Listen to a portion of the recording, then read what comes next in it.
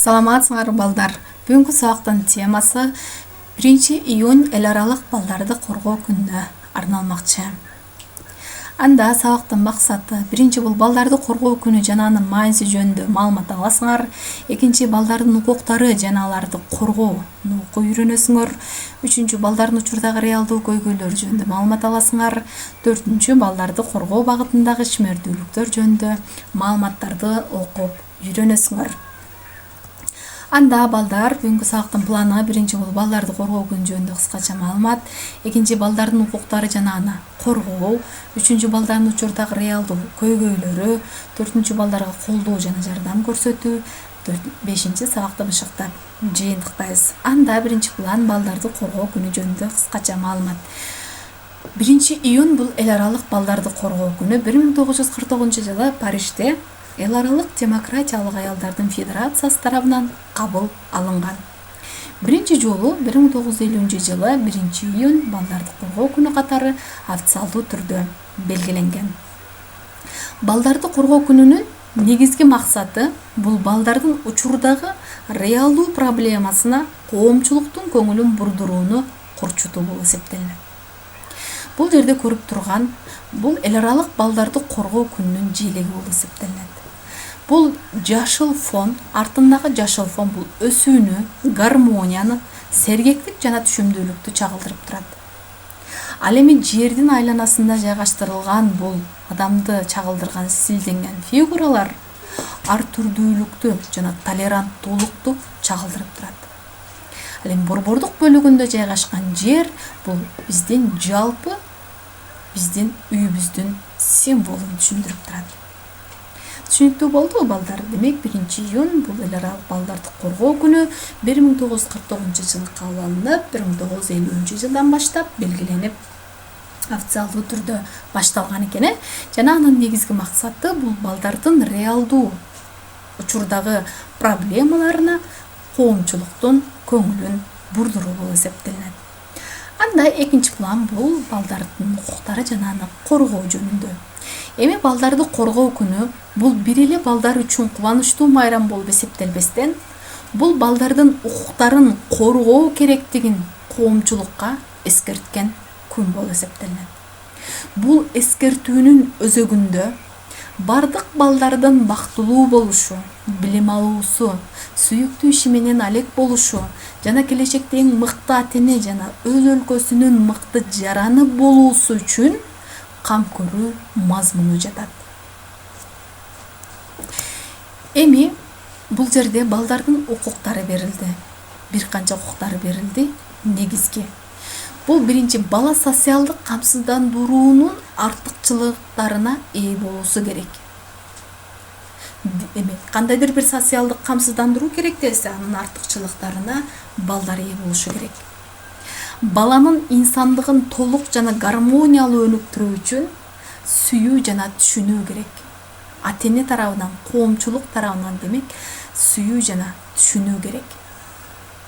Бала билим алууга укуктуу. Ал акысыз жана милдеттүү түрдө болушу шарт.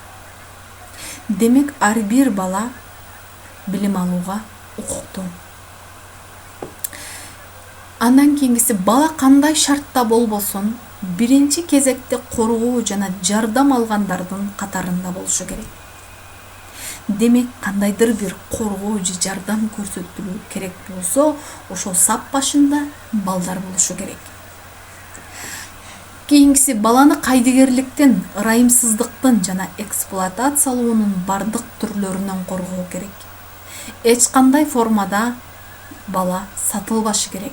Себеби бала бул товар эмес. Кийингиси баланы расалык, диний же басмырлоонун башка түрлөрүнө түртүшү мүмкүн болгон иш-аракеттерден коргоо керек. Ал өз ара түшүнүшүү, толеранттуулук, улуттар ортосундагы достук, тынчтык жана ааламдык бир туугандык рухунда тарбиялануусу керек. Ошондой эле анын күч-кубаты жана жөндөмдүүлүктөрү башкаларга кызмат кылууга арналышы керек. Түшүнүктүү балдар, бул балдардын бир канча укуктары берилди. Бул укуктар жалпы ата-эне коомчулук жалпы адамзат тарабынан корголуп, сакталып жана көзөмөлдөнүшү керек. Анда кийинки план бул учурдагы балдардын реалдуу көйгөйлөрү. Эми ар түрдүү өлкөлөрдөгү балдардын ар кандай көйгөйлөрү кездешет. Мисал алсак, Европа жана Америкада балдардын эң чоң көйгөйү телевидение жана интернет тармагынын тийгизген терс таасирлери болуп эсептелет. Эми телевидение жана интернет тармагынын тийгизген терс таасирлерине токтолсок, бул бир эле Европа мамлекеттери же болбосо Америка эмес, учурдагы жалпы дүйнө жүзүндөгү балдардын көйгөйү десек жаңылышпайбыз. Анын ичинде Кыргызстан дагы бул көйгөйдөн четте эмес. Кыргызстанда дагы телевидение жана интернет тармагынын тийгизген терс таасирлери аябай күч. Ал эми Африка жана Азия мамлекеттериндеги балдардын көйгөйү болсо ачкачылык, аскердик пикир келишпестиктер жана сабатсыздык болуп эсептелет. Ал жактарда врачтардын жана медициналык дармектердин жетишсиздигинен балдар өлүм фактылары жогору. Мындан тышкары билим берүү мекемелеринин жоктугуна байланыштуу алар керектүү билимди ала алышпайт. Эми биз Африка мамлекеттери бул негизинен жарды мамлекеттер болуп эсептелет. Ошондой эле учурда ал мамлекеттерде дайыма пикир военный же болбосо аскердик пикир келишпестиктер орнуп турат. Бул аскердик пикир келишпестиктердин негизги курмандыктары бул балдар болуп калууда. Өкүнүчтүүсү. Андан сырткары жарды мамлекеттерде бул балдардын негизги көйгөйү бул ачкачылык. Ошондой эле сабатсыздык. Сабатсыздыктын эки себеби болушу мүмкүн. Биринчи бул демек билим берүү мекемелеринин жоктугуна байланыштуу. Экинчиден, эгерде билим берүү мекемелери болгон учурда дагы ошол жерге бала барып өзүн өстүрүүсү керектигин түшүнбөгөн ата-энелердин сабатсыздыгы болуп эсептелет. Ошол эле учурда ачкачылык сабатсыздыктын дагы бир себеби болуп эсептелет. Себеби бул курсак камын ойлоп, ошол курсак камын ойлоп билим берүү мекемелерине барбагандын негизинде бул сабатсыздык келип чыгат. Ал эми айрым өлкөлөрдө балдар бекер жумушчу күч катары колдонулуп, атүгүл кулчулукка сатылган учурлар да жок эмес. Демек, кээ бир өлкөлөрдө бул негизги жумушчу күч катары балдарды эмне кылат экен, күч катары колдонулат. Бул аябай чоң укук бузуу болуп эсептелет. Эми бул көйгөйлөрдөн сыртта биздин өлкөбүз Кыргызстан дагы четте калган эмес. Кыргызстанда дагы мындай көйгөйлөрдөн ондоп саналат.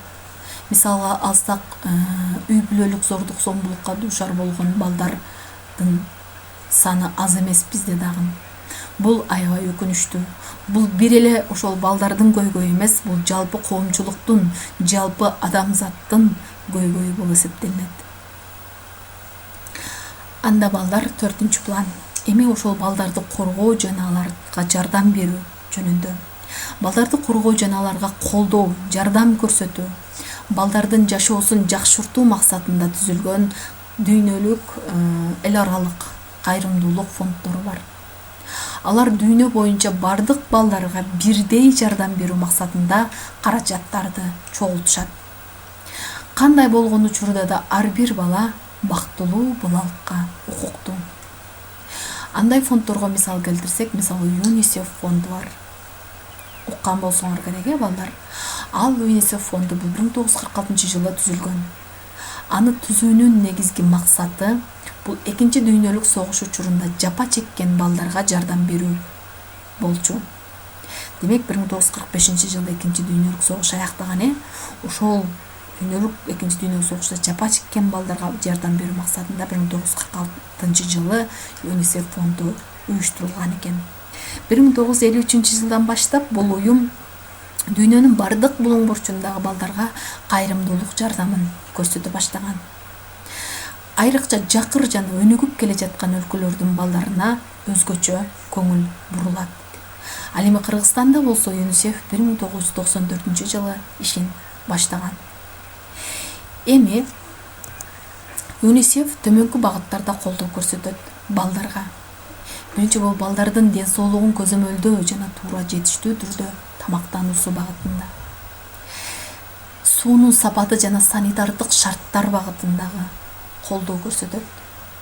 Андан кийинки бардык балдар үчүн жогорку сапаттагы негизги билим берүү багытында колдоо көрсөтөт. 4 бул өзгөчө көңүл буруу, бул ата-эненин камкордугунан ажыратылган балдар укугуна өзгөчө көңүл буруу менен колдоо көрсөтөт. Ошондой эле жакырчылыкта жашаган жана зомбулуктун курмандыктарына колдоо көрсөтөт жана дискриминация, басмырлоо курмандыктарына өзгөчө көңүл буруу аркылуу колдоо көрсөтүп балдарды коргойт. Эми бул ЮНИСЕФ бул эл аралык фонд болуп эсептелет. Ар бир өлкөдө өзүнүн мамлекет ичиндеги балдарды колдоо максатында уюштурулган фонддор дагы жок эмес. Түшүнүктүү болдубу балдар? Анда сабакты бышыктап жыйынтыктайбыз. Ар бир балага ата-энеси аны канчалык жакшы көрөрүн көрсөтүү керек, сездирүү керек. Бала ошол ата-энесинин аны жакшы көрөрүн, сүйөрүн сезүү аркылуу чоңоюу бул аябай чоң мааниге ээ. Ошол эле учурда ата-эне ал балдарына башка балдарга өзүнүн баласындай бактылуу жашоо дайыма эле насип кыла бербестигин жана ал балдарга дайыма жардам, колдоо керектигин дагы түшүндүрүп үйрөтүүсү керек. Жана кайрымдуулук иш-чараларга катышып, кийимдерин, китептерин жана оюнчуктарын колунан келген жардамын балдар үйүнө өткөрүп берүү жөнүндө дагы сүйлөшүү бул аябай маанилүү. Эң негизгиси ар бир ата-эне өз баласын бактылуу болууга гана эмес, жакын жердеги адамдарды да бактылуу кылууга үйрөтүүсү керек. Демек, балдар, бир эле өзүңөрдүн бактылуу болууңар бул жетиштүү эмес экен. Силер сыяктуу башка балдар дагы, жаныңардагы коңшуңардын бардык ушул айылыңардын, шаарыңардын, мамлекетиңердин бардык балдарын бактылуу кылууга өзүңөрдүн жардамыңарды, колдооңардын, колуңардан келген жакшы сөзүңөрдү арнап ошолорду бактылуу кылууга үйрөнүшүңөр керек. Эми сабактын акырында бардык ата-энелерге кайрылуу максатында бул жерде балдар бизге ишенишет, ата-энелер. Жалпы коомчулук, жалпы адамзат. Алар бизге толугу менен ишенишет. Алар бизге керек жана бизсиз жашай алышпайт. Келгиле, алардын балалык үмүтүн өчүрбөй, бактылуу жана сүйүктүү болууга жардам берели. Балдар, келе жаткан майрамыңар кут болсун. Бардыгыңарга бактылуу балалык насип кылсын.